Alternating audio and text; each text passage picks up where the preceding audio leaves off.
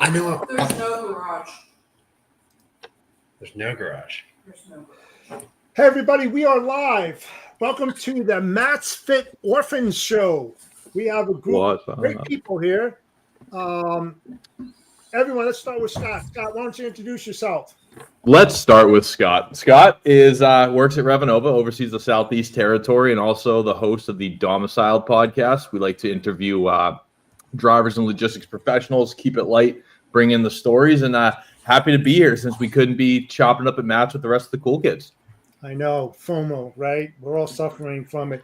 Hey, Trent, why don't you go and introduce yourself? Yeah, real quick.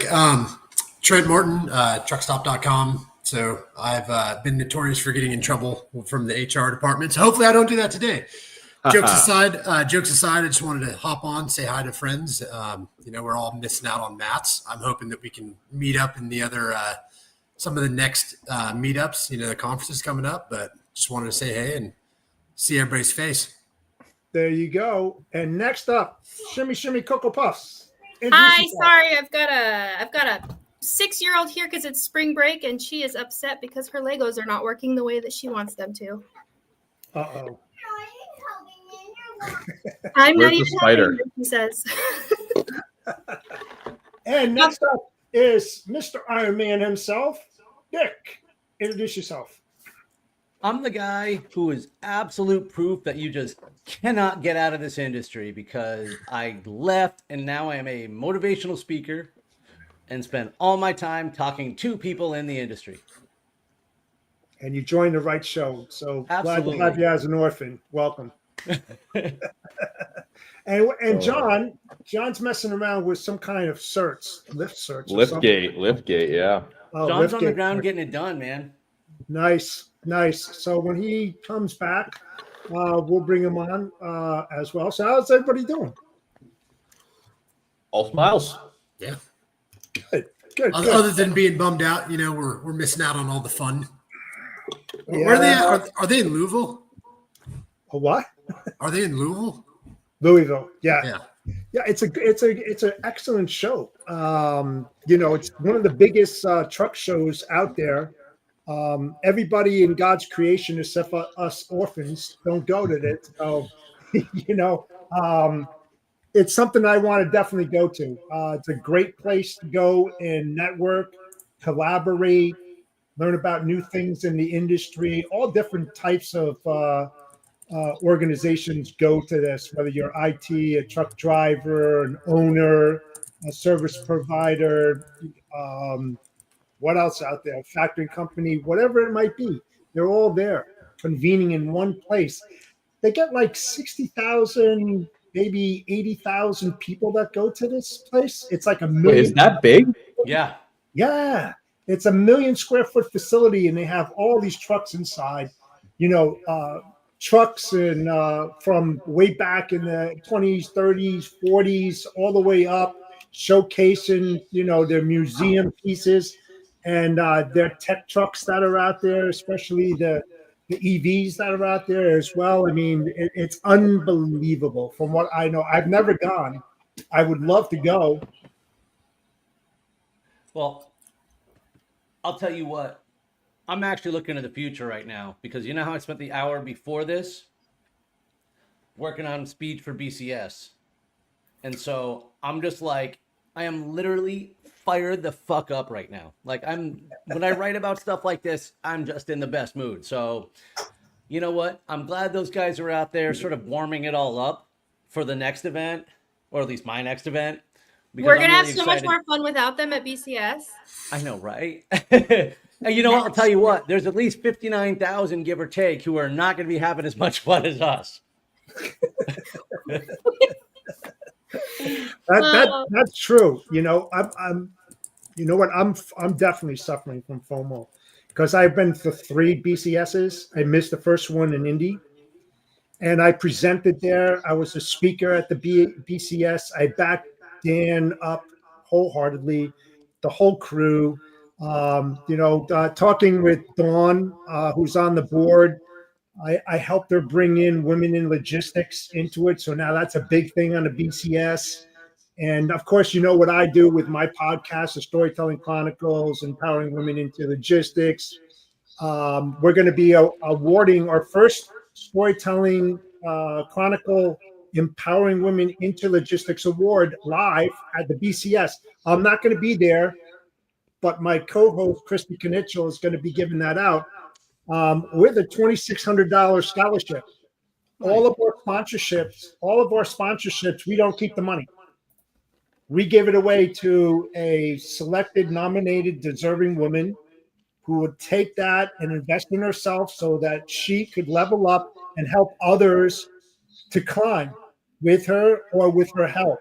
So that's why we do this kind of stuff, to help the women out. And we're trying to get you guys on board. So if you want to come and join us on my podcast and talk about the things that you've done to help women, I'll gladly have you on board. Got it. I'll be honest, man. It would be a conversation about how I haven't done enough, and that's not a joke. It's just it's a truth. Yeah. I can tell you for days the amount of ways that I respect, admire, look up to women. I'm surrounded by badass women, professionally, personally. The obstacle course rate. My wife, for God's sake, like Scott, you did the thing with us. Like, come on. Yeah, she's a strong lady. But you know what? I don't know enough.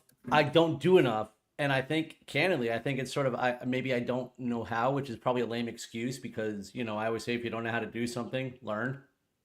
Yeah. I think you do more than you think you do, though, because you're one of my biggest cheerleaders always. I can bounce anything off of you, and you're a huge support, and you talk things through, and I think you do more than you think you do for other people in this industry, or especially women. Yeah, Nick does a lot.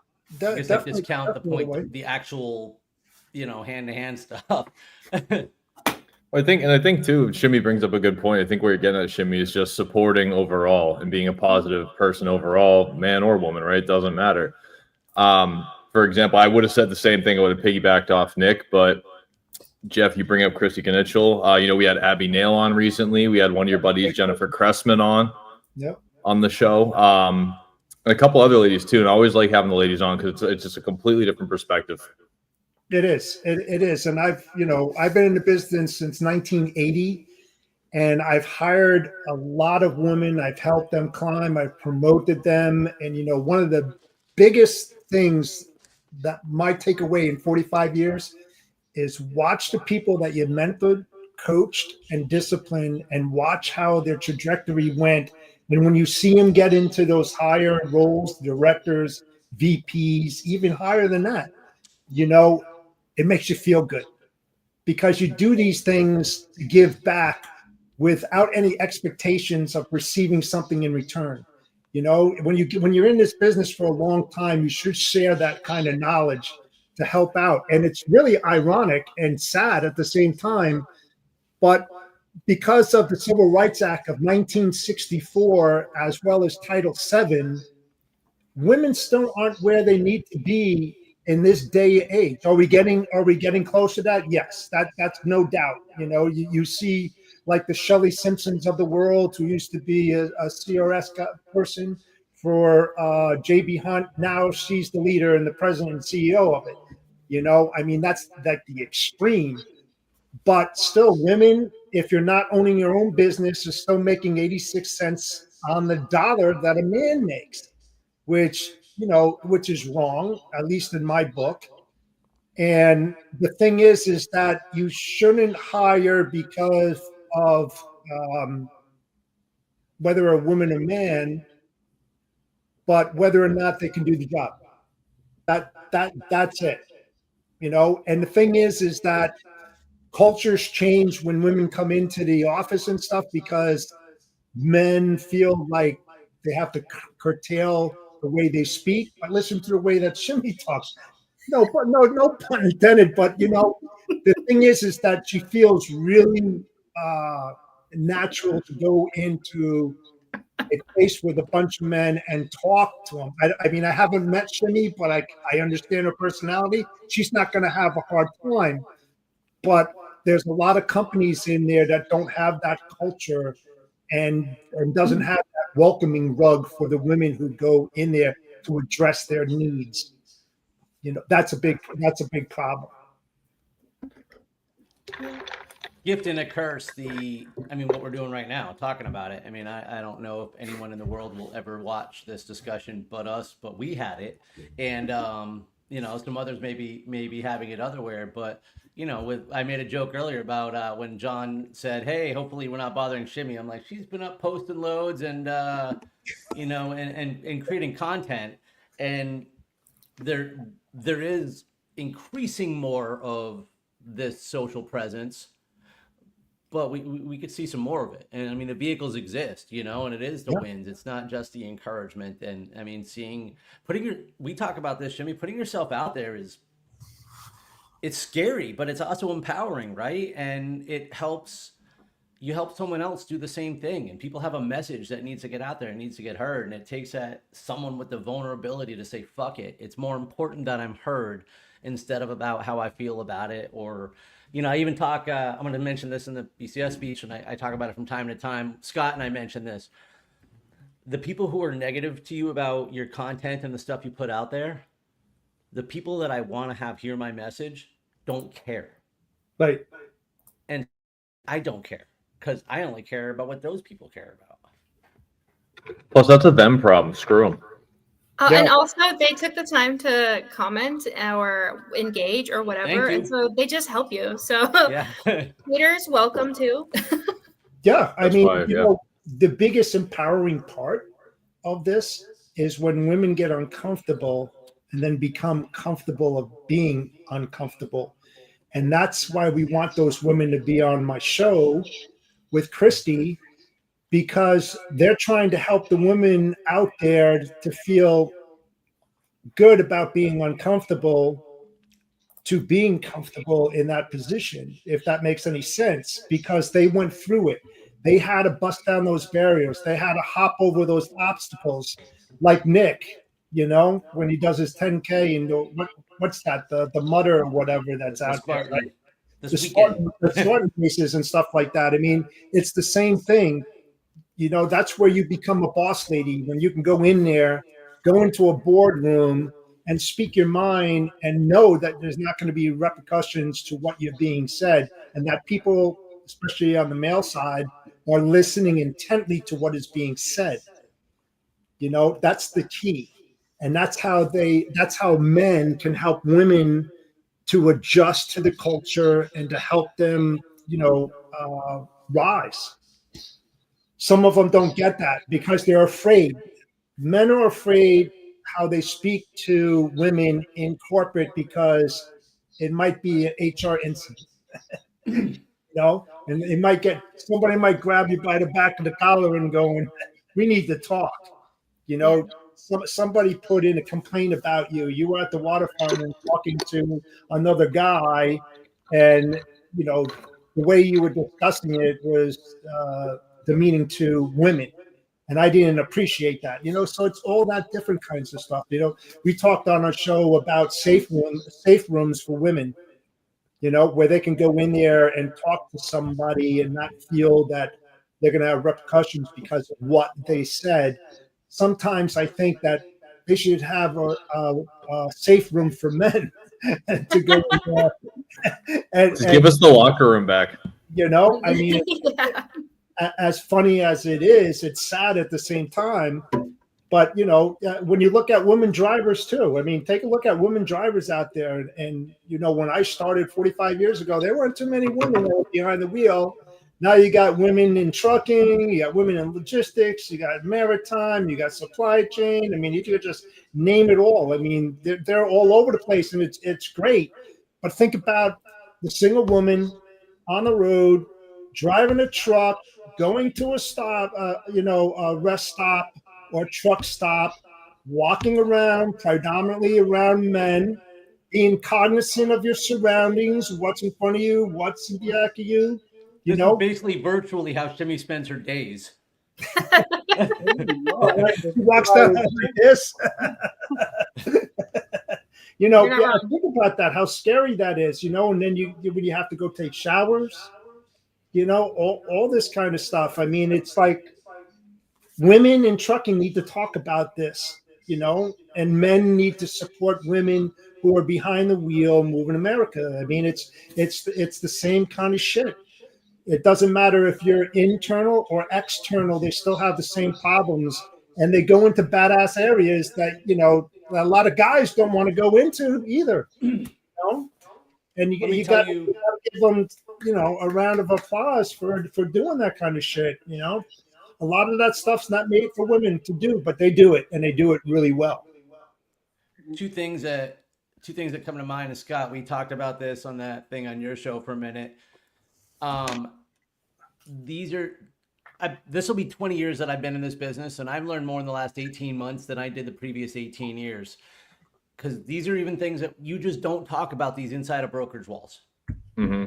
No, it's not discussed that way, and it's not. Maybe it's a fault of the company, maybe it's not. It's just that's how far removed we were from the how actual things that are happening in the world. And so there's just the awareness wasn't there. Yeah, no, it wasn't there. And think about, on Friday afternoon when you're working for corporate and the guys are like, come on, guys, let's go to the bar. Let's go have a few cocktails. It was a rough time. And they go, hey, Jill, Amy, hey, Barbara, you want to come and join us? Most likely they're going to go, no, because they don't feel comfortable in doing that. Some other women would, but they don't want to put themselves in a position. It's like going out on a sales call or meeting somebody. They always want a partner with them, another woman with them.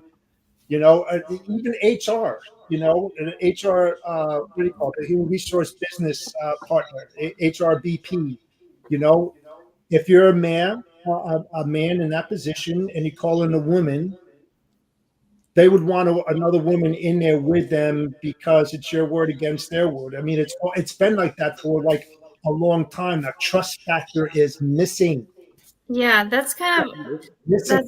I don't like that, and because if you're in a place where somebody feels like it's toxic. It's toxic, though. I don't feel that way, but also I'm different, I think, than a lot of women. When I'm out on sales or whatever, but I also try to do, what I can to make sure I'm being diligent. I do have protection, so there's that. But if anybody is working for somebody where they can't be in a room with somebody of the opposite sex without being scared that they're going to have some sort of repercussions, you're not in the right place or the right industry or something. And I don't think that people should make, these, what's the word, for people to be able to have these places to do that or whatever, just because of that. You should get out. Don't be in that position. Don't work for that company if that's it's toxic. That's awful. Yeah, That's toxic. and you know where that starts from? I can tell you right off the bat. It starts off with the interview process. When a woman goes to interview for a company and she doesn't ask the right questions to open up that conversation about the culture. What can I expect? If there's another woman in here, what would that woman say to me if you allowed me to go and talk to her? Those are the type of questions that you have to ask to get a good feel of the culture that you're going into, because it's your career. You want to wake up in the morning and feel happy that you're going to work and that you're going to contribute, right? And so that's what happens in the interview process, because they won't talk about it. It's up to you to prompt that interviewer to answer those type of questions, and then listen intently again. It's that what's that called? I'll think of it in a second. Well, while you're thinking, Shimmy, not to put you on the spot. Something intelligence. Oh, emotional intelligence, EQ. Emotional intelligence, correct. By watching the mannerisms of the person, especially if it's a male, and if twiddling his fingers, rolling his eyes, moving around in his chair, feeling very uncomfortable, something's up. Yeah. I remember doing an interview in Miami many years ago with a female leader, and I was her boss. and we were interviewing somebody who was going to work for her. Hmm. And at the end of the interview, she was like, "Oh, he's really impressive, right?" And I'm like, "No, I'm not hiring that guy." She's like, "Why not?" I'm like, "You didn't notice? He didn't talk to you. He talked to me. His feet were towards me. His shoulders were towards me. He answered your questions to me." I'm like, "That guy will not respect you." Right. I'm like, "I directed it right back to you. I made it damn clear who you were going to work for. The only reason I was there was to support whatever decision you made. I laid it out." And he still looked right by you. I was like, "Fuck that guy." And she's like, "Oh, okay." I'm like, "Yeah, all right. There's no way." You That know, was just the things I was aware of. I'm gonna play devil's advocate for just a minute because I am female and I'm in a male This dominated. might be the question I was going to ask you, so let's hear it. Yeah, let's go. It might be, and I'm in a male dominated industry, right? We all know I can handle myself, but that's me. But if you're a woman and you choose to go into an industry that is male dominated, and you know damn good and well how people talk and everything else, I'm not saying you have to take certain things. I'm not saying you have to take abuse. But what I'm saying is if you have a problem with the way that people talk and they're not genuinely, speaking to you with ill intent or whatever, you're in the wrong place. And I'm not a feminist in the way that modern day feminists are. Okay. I believe women should get paid the same. I get paid the same. Okay. As a man, but I do my fucking job and I do it well.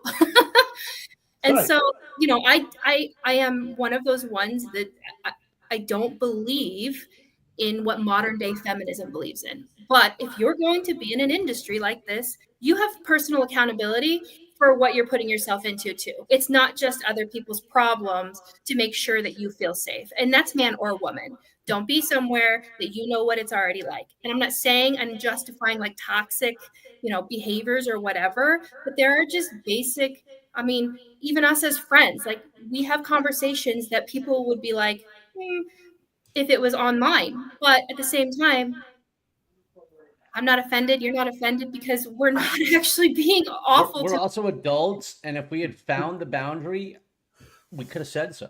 And you say so. You say it. You say, I'm not comfortable with that one. You know what? Like, I'm not. yep, we found the line. All right. Yeah. So I think Like this in is Ted with the lotion. people don't. That's what would draw the line. Okay. For what? Ted with the lotion. We're talking about the lines. He's got the. See, that's not the line. We haven't found it. So Shimmy, going off that. So where is the line between you're facilitating a comfortable environment for everyone, and you're almost being like a male apologist and making it uncomfortable for the women to the point where it's like you're trying too hard to make me comfortable? Like is there a line? How do you navigate that? Am I making no sense at all? It might be the Benadryl, but I don't know what you just said. I understand. Basically, so we're talking about respecting women in the workplace, making it comfortable from the workplace. Like you can say certain things, you can't say certain things, but like Shimmy said, hey, you got to know what you're getting into. You keep yourself accountable. Yeah. So where's the line of you making it comfortable for a woman, but you're not going so far that it's awkward? Hey, just one thing, just before you answer that. So at 419, this guy Sage says, "Echo, someone needs to turn on the Echo cancel." Mine's on. Oh, Sage says that. Sage, where's that at? Is that same? Let me just double check. You go into the settings. Mine's on. Echo cancellation's on for me too. But I'm still hearing echoes. How about now? A little bit, yeah. Can you hear me now? You sounded fine. I've heard Jeff and I echoing, but now I don't hear an echo. Now I don't hear an echo. You don't? Everyone hands off the keyboards. Whatever it was. Was it Nick's fault? It was Nick's fault. John, say something. It was a miracle. Always somebody's fault. The great gods have spoken. Better than me. Have you worked in corporate? Who, me? Yeah. In this industry? Yeah.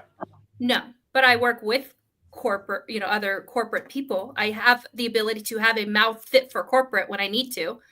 No. I'm just saying, like, I wanted to get your feedback as far as, on a corporate level, working for a company and what you've seen and the barriers that you had to, bust through and Well, jump over those obstacles. Yes. So actually, I mean, I worked for a corporate company when I was younger, and the manager was a male, and he would grope me. There was a trash can Down the that was line. like next to my So that's desk. the line. Yeah, That's well, that's what I'm saying. It's like there's clear, boundaries. And so he would grope me. But the worst part was that so he would grope me, and I wasn't the only person he did it to. I went to the owners of the company because they were on site at this facility, and I said, "Hey, this is what's happening." And they said, "Well, he's been a manager here for many years. Who And cares? he worked here for a few months, and they fired me." Well, I think don't you have a suit there? yeah. I was like 18 or 19 at the time. I had no clue Yeah. what I was doing. Yeah. It was just I was surviving, and so I didn't. If you had a cell I phone, I left- would have recorded all that shit. Oh, and then get this. Years later, he messaged me, and I don't know, Facebook. I don't remember where it was, but he messaged me, and he was like, "Hey, I just wanted to apologize for what happened." And I said, "You made me lose my job, and you were awful. Like, you groped me. What do you mean? I wasn't in the wrong." And then he was like, "Yeah, I know. I'm sorry about that." And that was it. And I have experienced these things. But I also have a bigger, a larger personality, I guess. So No.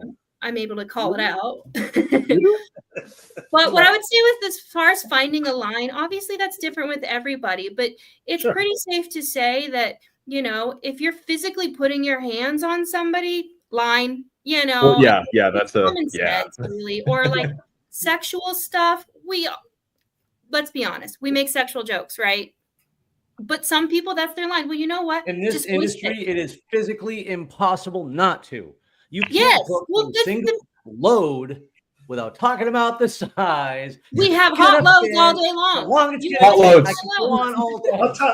I'll tell you one thing right now. In 45 years being in this industry, I put my bank on this that there's not one person in logistics that never said fuck. I'll tell you that right now. There's not one. Weekly. There's Weekly not at least. one. John, how many times do you say fuck at work?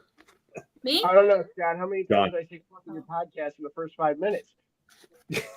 I'll have to go back and check, but I didn't Oh, in a delete any warehouse of them. setting, you're saying that every day. What are you kidding me? Come on now. You know, what's worse is now I'm splitting between on the truck and in the office. So now I kind of am supposed to watch it, but still don't bother. You don't need to.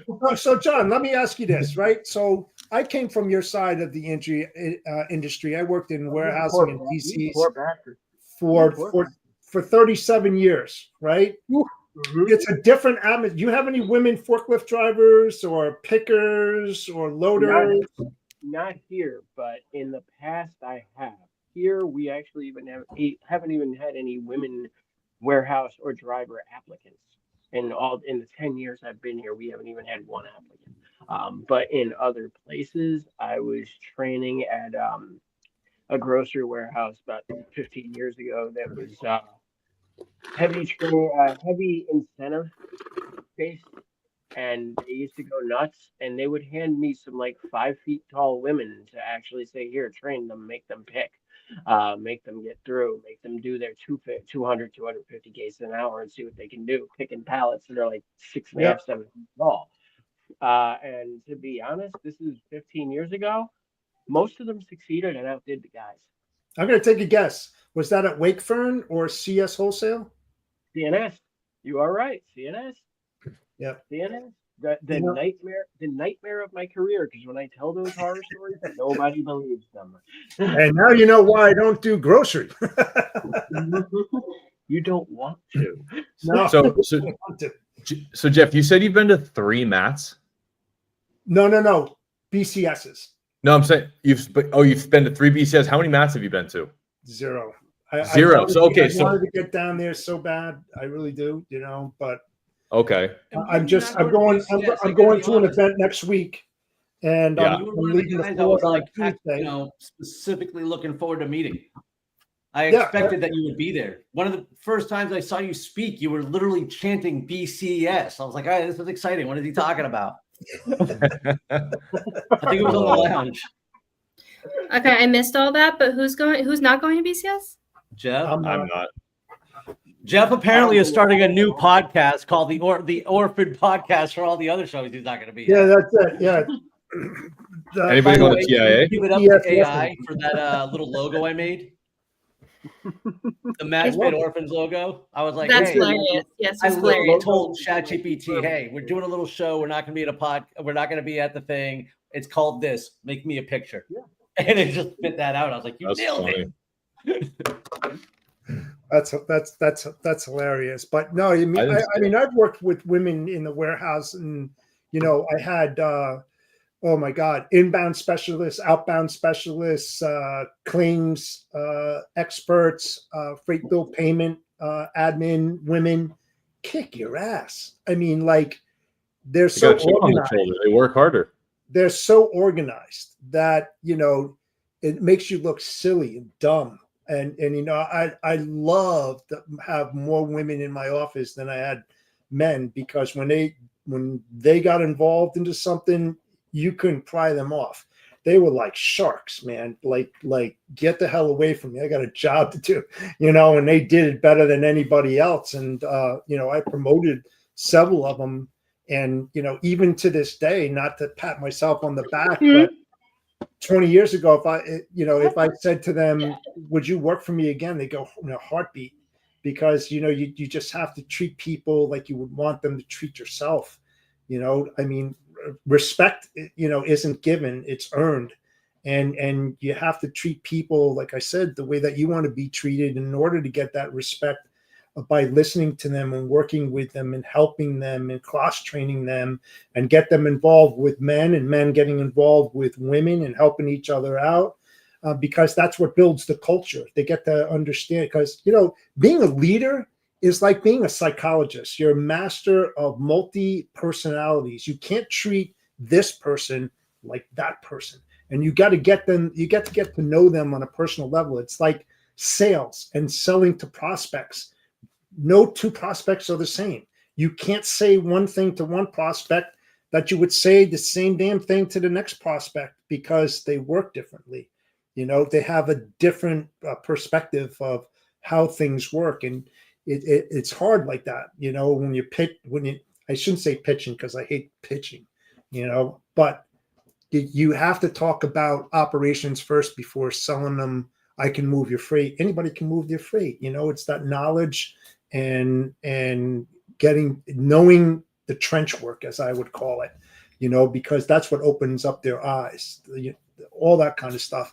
And for women, women are better sellers than men, definitely, all the way, because it's like a natural habit. They make you feel very comfortable from the start. They're not like hyper and desperate and stuff like that, where you've probably got pitches from both of them. You could hear it in their voice. Desperate people do desperate things in desperate times, and this is one of them. So, the women are good in many, many different areas. Keep going, Jeff. Keep going.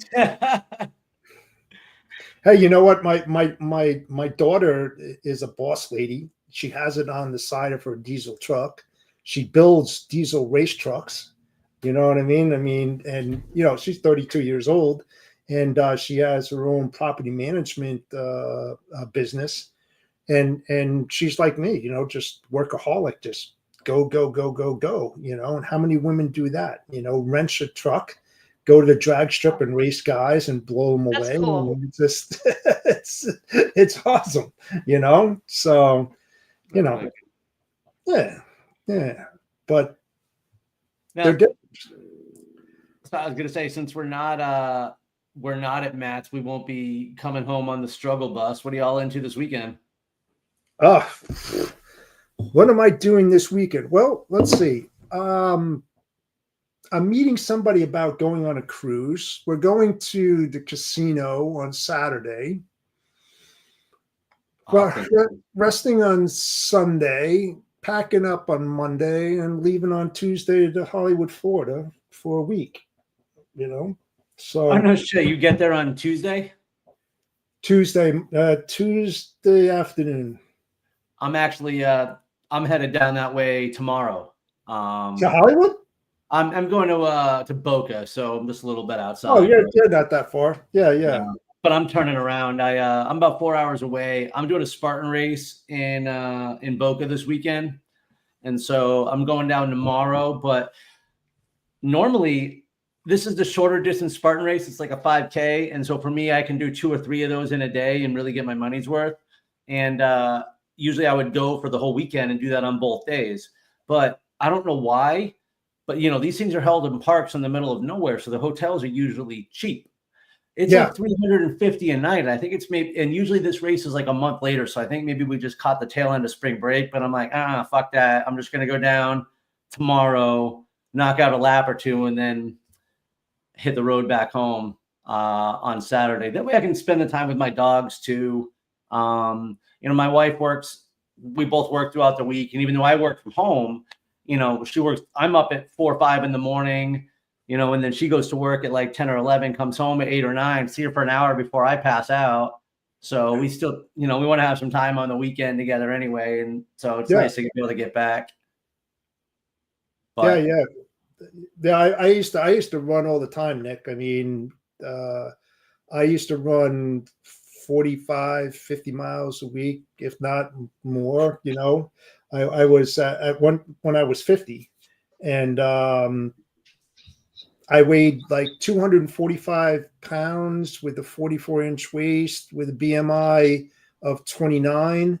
And within 6 months, because I used to be a runner in my youth, within 6 months, I went from 244 to 171 pounds. And my BMI went from a 29 to an 18. I had a 32-inch waist.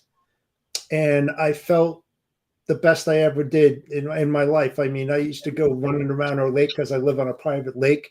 It's 9 miles around, up and down hills, just whatever. I used to do like there was something else. It wasn't called the Spartan race or whatever, but, and then I blew out both knees. I need double knee replacement, from pounding on the asphalt and being a long-term runner. That's the worst thing that you can do. I tell everybody, if you're a runner, run on forgiving ground. Grass, sand is fantastic for building your body up because you're pumping against stuff that's moving, and it's just like running in water. You do laps in a pool, man. That builds you up like there's no tomorrow too.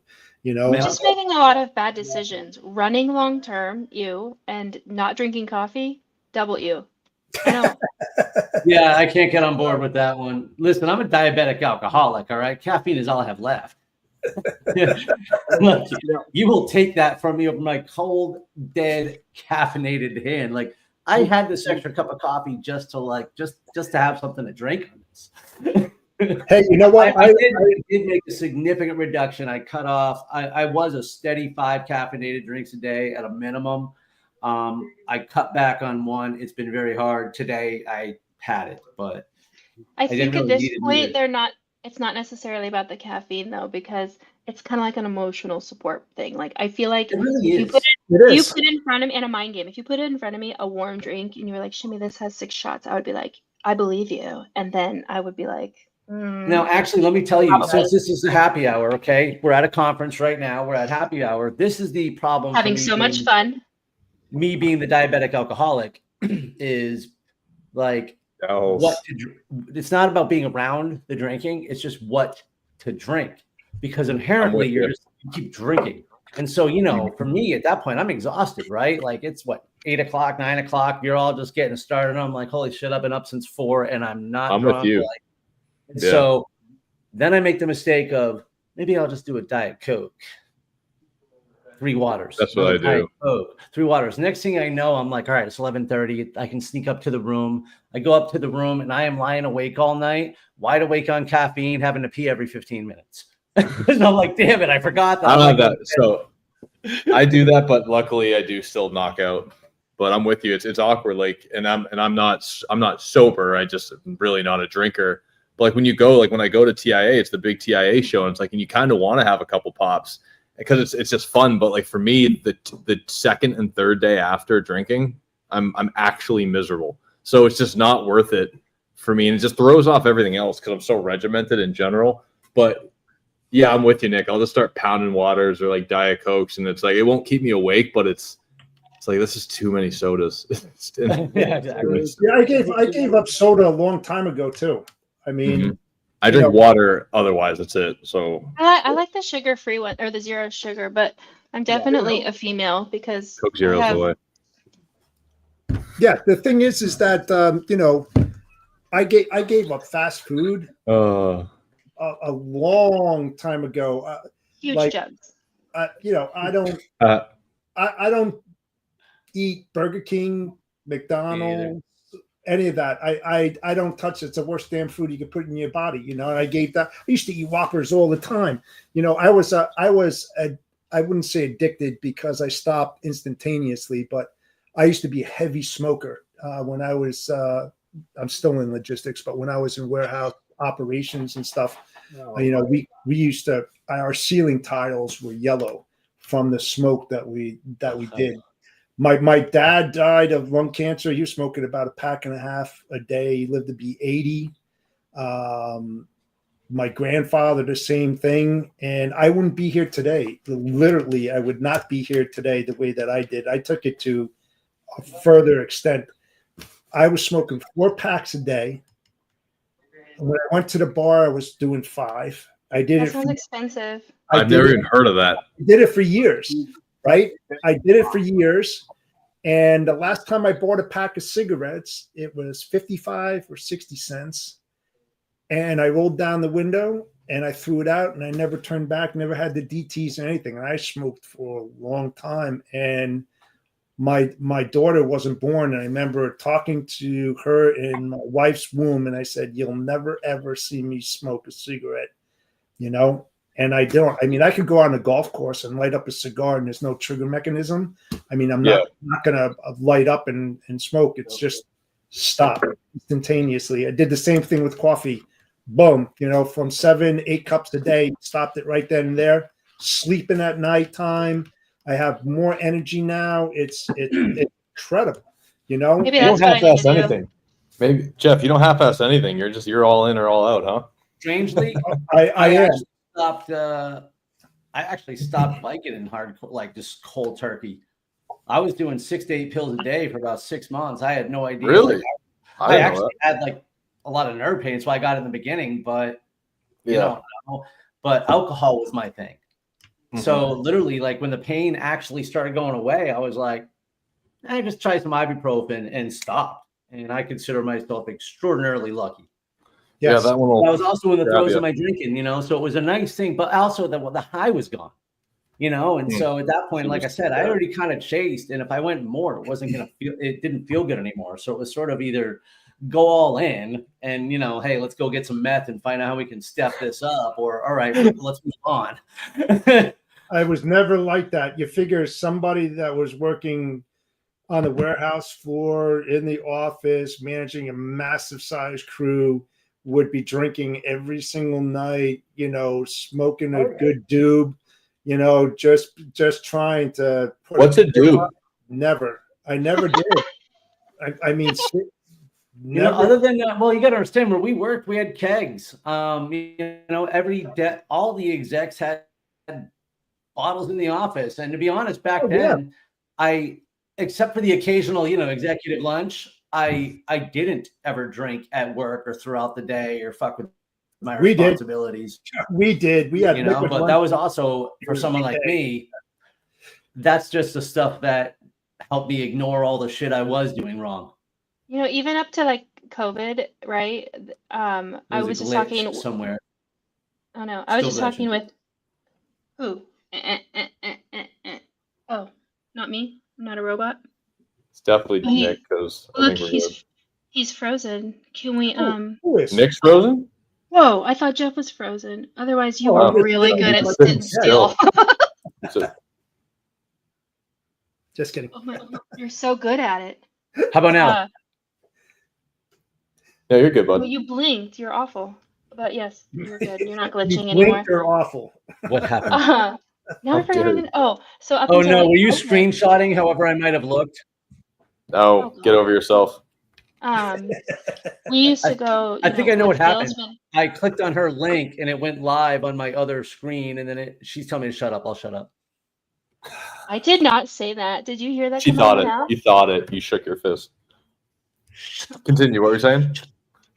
I don't remember. Oh, I was talking with one of a salesman who's been in the industry for I think he's like 17 years the other day, and we were talking about how even up until COVID, we could go to lunch and we would have drinks at lunch, but nowadays that's not a thing, and it's like it just kind of like silently, like went away as if it wasn't like accepted, or I don't even, or I think less people just drink in general now. Like I hear a lot more people are like, "Oh yeah, I don't drink. Oh yeah, I don't drink." And it's not like the alcoholic thing. It's just like a choice. People, I think also too with marijuana being legalized in a lot of states, I think a lot of people are like switching to that because A, it's cheaper. B, there's a lot less side effects. Right? We don't have to go down the rabbit hole of it, but I think that's definitely a big piece of it.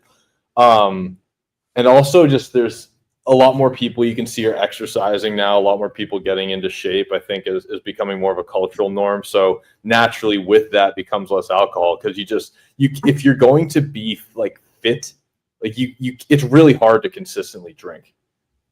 Yeah. Like you can, but I don't know how people. I don't know. I don't drink during the week. I mean, in some weekends I don't drink. It's like if I'm out the special occasion, or something like that, I'll have a few, cocktails for sure. I mean, this week coming up, will I?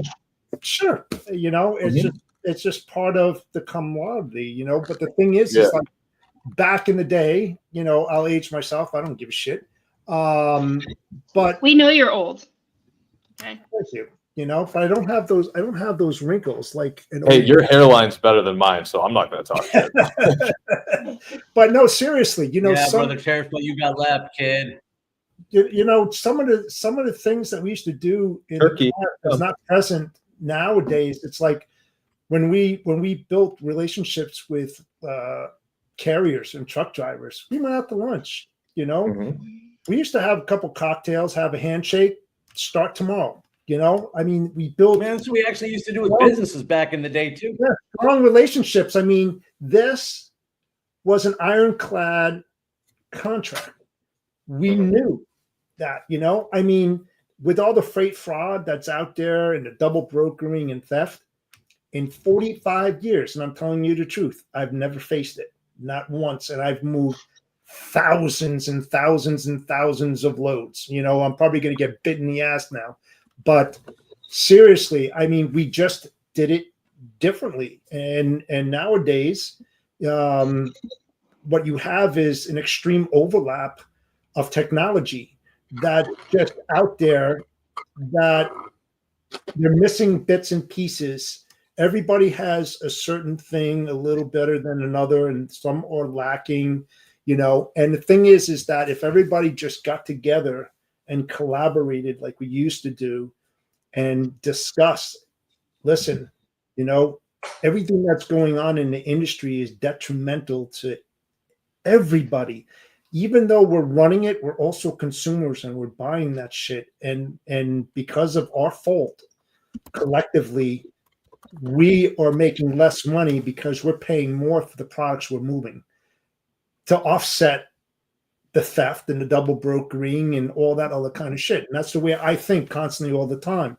How am I going to stop layers this? Upon layers. It's layers. It's absolutely layers. So easy now. It is, but there is a way to stop it. That it takes communication. It takes relationship building. It takes you to get your ass out of your seat and go to your clients' offices and buildings and saying to your carriers, this Friday, I want everybody, we're meeting, we're having a round table. We're not discussing rates. I mean, that's what I used to do. We're going to talk about my customer. We're going to talk about the opportunities. We're going to talk about best practices. And because we're all working to help each other out here, and if we can help each other build upon what we already have, we're going to be here for a long time. That's why I don't go on the load boards. You'll never see me in the spot market at all, because that's like a petri dish for where fraud blooms. It's a fact. It's a fact. You stay off it. You go dedicated. Like all my loads, right? I'm booked out 3 weeks. All of my loads. Yeah. I don't have to touch shit on that. Because I trust the carriers. They're all team, all dropping hooks, all multi-stops, right? And I literally get updates on this. Done, Jeff. Thanks. We're picking up the other load at 2,300. Thank you. Have a good one. I don't have to worry. I can go to sleep at night. I don't have to worry. I hardly ever get a call from my customers because it's just boom, boom, boom. And then, of course, you check it. And then you got to talk to your carriers and have them do the pre-check inspections and stuff like that. I guarantee you that I can go within a 100-mile radius of where I live. We got some massive warehouses. I can go up to a driver. Show me your pre-check inspection from this morning. Huh? What? You know? A lot of them don't do it. Yeah, one of the biggest things DOT gets it for. Do it, and it's a mandatory requirement. FMCSA 392.7 is a mandatory requirement for pre-check inspections. The number one test on a CDL license is the pre-check inspection. It's not a one and done. You have to pass that test in order to get your CDL license. And every time you bang a dock, you're supposed to get out of your cab, right? If you're not allowed in a warehouse, and walk around your truck and inspect it. There's like 9 things that have to be inspected before that baby rolls. And then you have to fill out your 396.1, which is the DVIR, which is the driver vehicle inspection report. And that's why you have nuclear verdicts and thermonuclear verdicts, because people don't understand about accident forensics. Okay, when you bullshit, a driver bullshits because they say, "Oh, I don't get paid for it. I'm not going to walk around my truck and my trailer and check and see if it's right. It's not my job." They should get paid. They're not getting paid. Exactly. Now that driver, okay, I tell this to all brokers and shippers, right, that are out there, service providers, right? 250 miles away, that driver bullshits and says that he checked his tires out and everything was roadworthy. 250 miles out from the shipper, he blows a steer tire and takes out a family of 4. Did they have a stick figure sticker on the back of their minivan? No. If so, good riddance. So no. So the thing is that those guys are playing in Tampa on July 3rd. The tires that blew out, and they show belts that are showing, right? They show belts that are showing. It's like, you didn't check this thing out. You said it had 4 something out of 34 or something tread life left. Mm-hmm. Didn't have any Abe tread. Lincoln was showing. Right, and so you have to remember, as a broker, carrier, or shipper, every move that you make, your brand, image, and reputation is in that trailer. You want to survive in this industry, you have to protect that at all cost. When it comes to cheap freight, you can bitch, moan, and complain that, my VP says I have to reduce transportation costs. So you want to reduce it by $700. You get a cheap carrier in there to move the freight. You're cranking some good margin on that. That carrier goes and crashes. That $700 means nothing because it's going to cost that shipper millions and millions and millions of dollars. You, as the service provider, as the broker who approved that carrier and sent them in and didn't tell him to do his pre-check inspection, guess what? That's on you too, right? It's gonna fuck you up mentally later on that that you provided ABC company and your ABC driver just went out and killed a family of 4. You got to live with that the rest of your life. Is it on the broker to tell the carrier to do that though? You can. I haven't been in the game a while, so. You can. I mean, the things that you can do is you can train your shippers, just like I said right now, and saying, I put a poll out there, guys, months ago, and I asked, what is the priority one for you as a service provider, as a shipper? Do you know I got like 130 responses on, not one of them said safety. Oh, of course not. Not slackers. Safety is Interesting. literally talked about, but it's the bottom of the food chain. It's But, getting you know, at all costs. It's not. It really is. well, it's a shame, I mean, I was trained in OSHA certification, 5S, all that kind of stuff. I could walk into any warehouse and I could just wreak havoc.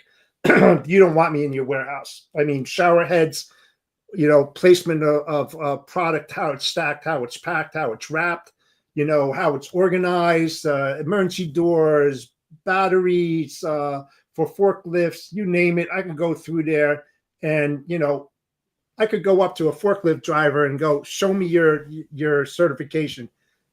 Most of them don't carry it on them. That's a huge fine. A lot of them have gone. No, it's not as bad as it used to be. A lot of it's gone digital, where it's just go to the office and get the certification off of. So we have a whole digital thing here with it now, so they don't even have to carry it anymore. That's good, but then how often is that updated digitally as well? Every time we do a research, which is minimum every 3 years. And do they have the trainer program still? Unfortunately. You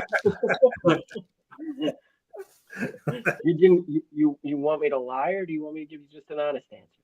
Hey, it's not my facility. You can tell me anything you want. I have sat through that fucking class so many goddamn times in the last 30 years. It's gotten like repetitively boring to me. So. Yeah, absolutely. I mean, I was certified in all that kind of stuff, and it's surprising how they don't put safety first, and then they pay later on. And I know this is a fact. Being 45 years in, is that it always takes a catastrophic event to change somebody's mind. Always. I don't care who the hell you are. If you've been in 50 years, if you've been in 12, 5, 10, 15, doesn't matter. They have this mentality, will never happen to me until it does.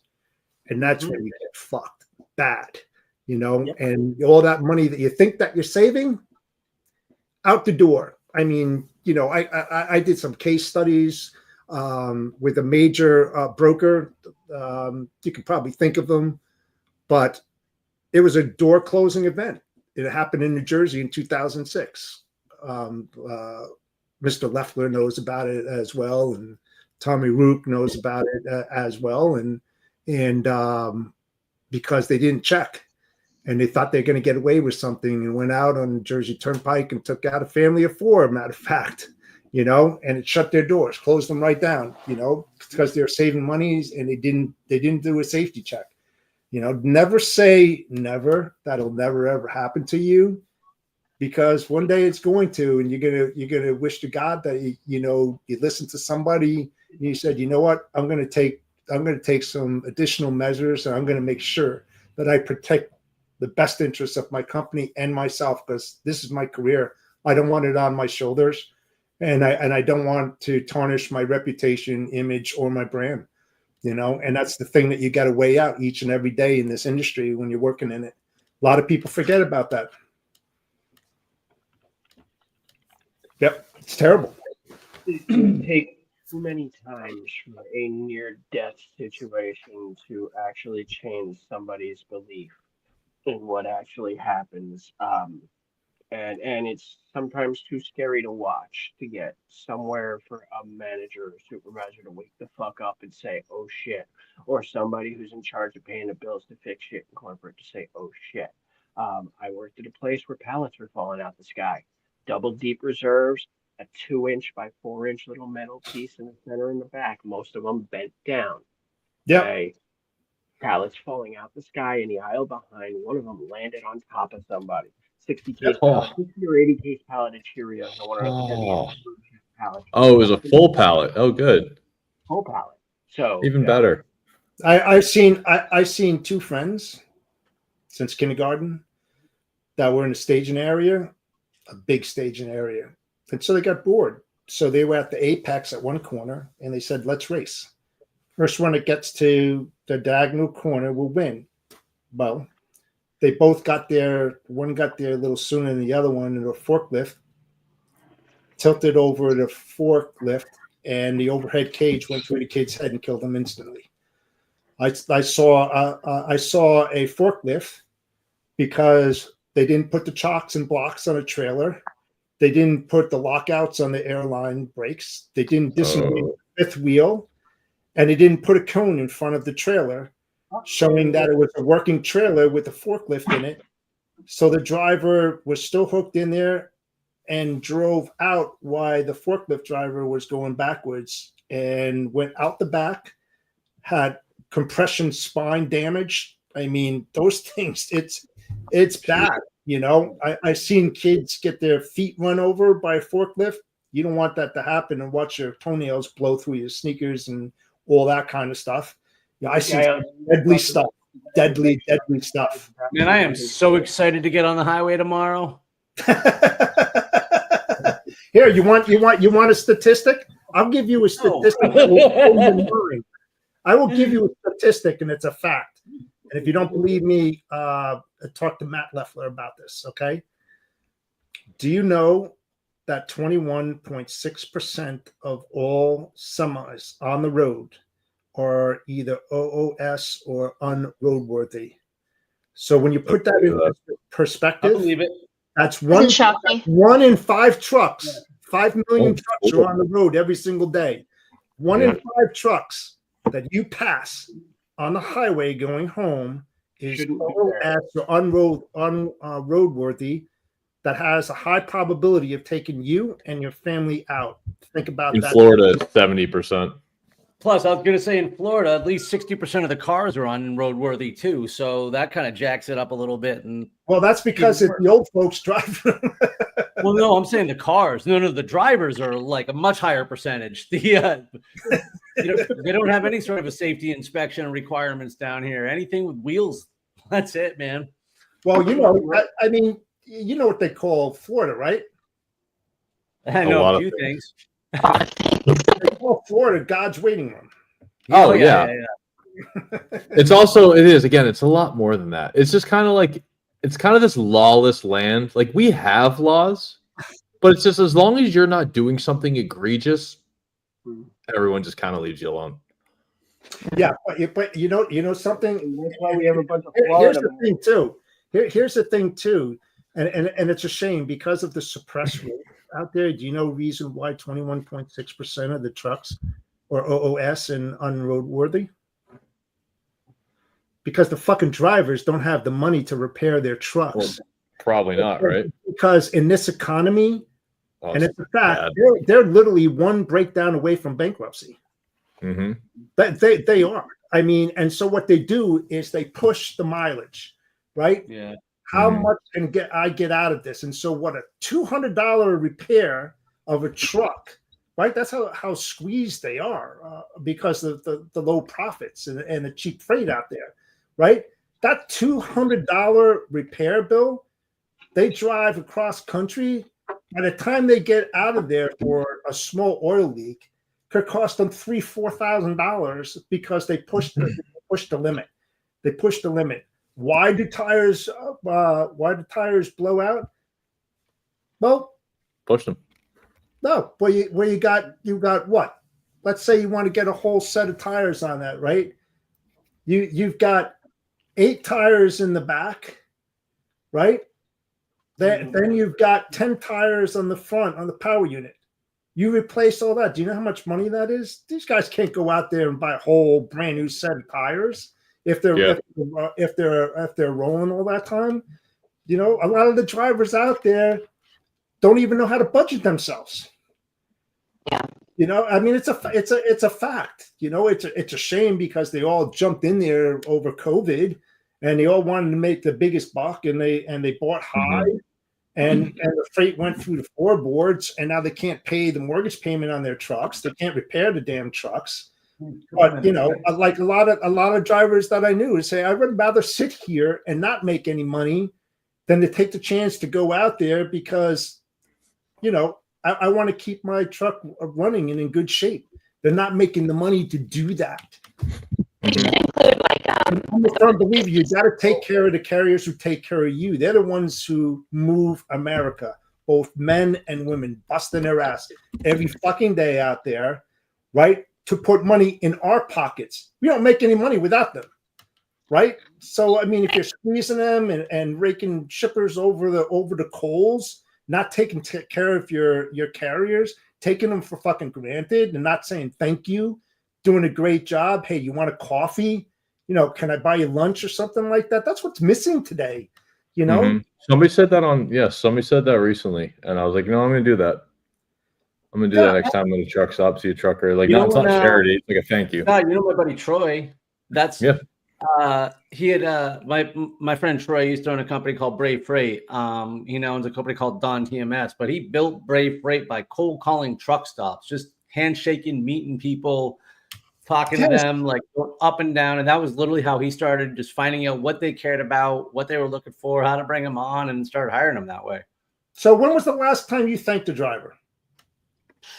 Well, besides circles like this, I can't tell you. And that's a very good, it's a very good point. Does all those times I had to run out and talk to them while we were doing this count? Well, no, in my defense, I don't leave the house. John, that's how you build relationships with them. You know, I mean, when I was running a warehouse and stuff like that, when my drivers came in, they were happy to see me. I had coffee for them in the morning. I let them use my fucking facilities. On Friday, all the carriers that came in, I had a lot. I got pizza for them. You don't see that shit today.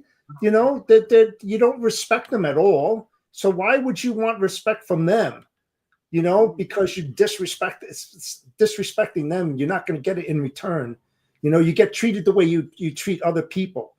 Like once in a while, I'll set a tent up at a truck stop, you know, and I'll buy gift cards, $5 gift cards. I have my card on and stuff like that, of course, you know, because I write the damn thing off. But I'll go up to truck drivers I never did business with, and I'll give them a card and say, hey, you know, how you doing today? How's your family? When was the last time, you know, you saw your family? When was the last time you were home? You know, tell me about your job. I tried buying a guy coffee at a truck stop, a driver, because I watched him be nice to another driver, and he was helping him.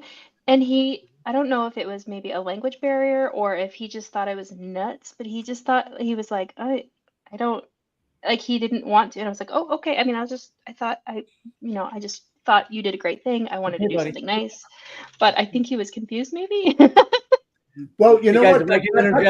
You know why they were confused? You know why they were confused? I'll tell you why. Because that doesn't happen to them anymore. You know, they don't get that kind of appreciation. You know, that's the thing. I'm a collaborator. I am a relationship builder. That's how I became successful in everything I did, and that's why my carriers love me. I mean, my carriers have been with me for like 2 or 3 years, the same ones. You know, my clients have been with me for 2 or 3 years. You know, guys, I got to interrupt for just a second. I'm gonna have to take the dogs in just a moment here. I'm gonna before I do Friday, April 25th. Let's do lunch and where the day takes us. That works. I think that's smart. Yeah, my dad might come down. What are you doing? We share the same Scott birthday. and I live in the same town, and we share the same birthday, 12 years apart. So I'm sure I figured his girlfriend was going to do something. I know it's right before BCS, so I'm just going to do brunch with Lisa out on the beach, you know, at one of the places down here in Clearwater Beach, and then fly to BCS the next day. So, but that was like, you know what? I bet Friday afternoon is still up for grabs. So I want to lock you down for that. You know, it was cool, Jeff, a couple years ago, and I didn't know, but Trey was here too. Scott and I flew up to St. Louis to go do a Tough Mudder. Best day ever. And he did it with you. Yeah. Yeah, well, I didn't know him. ALS? I didn't know him then. What's that? Yeah, was that for ALS?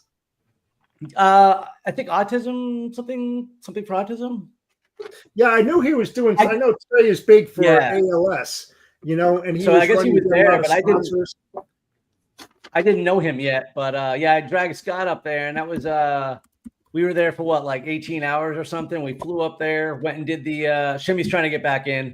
Went and did the race, and then wrap it up, Shimmy. Don't worry about it. But that was on our birthday, so we got to go up there, had a nice steak dinner, hung out in St. Louis for the night. Right back home. Yeah, it was just over 24 hours, like hardly. Yeah, literally. And it was like a great 24 hours. All right, guys. Well, you know what? This was a lot of fun. Thanks, Nick. Yeah, thanks all for taking the time. We should do this again, man. Great discussion. Yeah. Absolutely. You know what? We got to get, Jimmy, you got to get some more women to join us as well. I can get a few too. I okay, Dan. Yeah, You have to get Jennifer Cressman's got to come on. She's a hot ticket. Oh yeah. Jennifer is part of my board. Jenny in a bottle. Yep. I interviewed her Tuesday. Awesome. There's a lot of women that are really cool. Yeah. Can we do a woman one for my birthday next week? Do it. Tuesday is my birthday. Happy birthday. I'm turning 30 again. Oh my God. So just turn whenever you are, bud.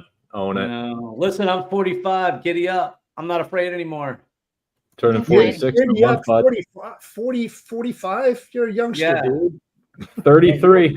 So I mean, brother, one of the greatest things about the endurance world for me is that so many of the incredible badasses that I meet are older than me. And I'm like, wow, look, you know what? When I played beach volleyball, my life would have been long over by now. And, I'm just getting warmed up. I like it. All right, I got to answer this carrier. Bye, guys. Had fun. Talk to you later. See you guys. Hey, everybody. The Orphans. Bye. Bye. Boy, I tell you, man. I don't know, man, John. Hey, you're in Walden, man. I want to stop up and see you. You're not too far away from me. Listen, we can make arrangements anytime, Jeff. Just anytime you want. You don't necessarily want to come here. This is New Paltz, but we can definitely get together and do some sitting. And I know New Paltz. My brother-in-law was a climber. We used to go and climb up the walls there, and we used to go to the hotel there. Beautiful. It's got the best lake out there. I forgot the name. It's a New Paltz. If you go to the middle of the town, you go over the green iron bridge, and then you start heading up towards the mountains, the Gunks. Yep. Mm-hmm. Yep. I forgot the name of the hotel, man. It's a beautiful hotel. Mohawk Mountain House. Yeah, that's it. That's it. Yep. Cool, man. Yeah. We'll do it sometime. Yeah, we definitely got to do that sometime because we're too close. I had no idea until the other day when you were teasing me about pizza that you were that close. All right, my friend. You have a good weekend. I'll talk to you soon. You too. Talk to you soon, Jeff. Bye. All right, see ya.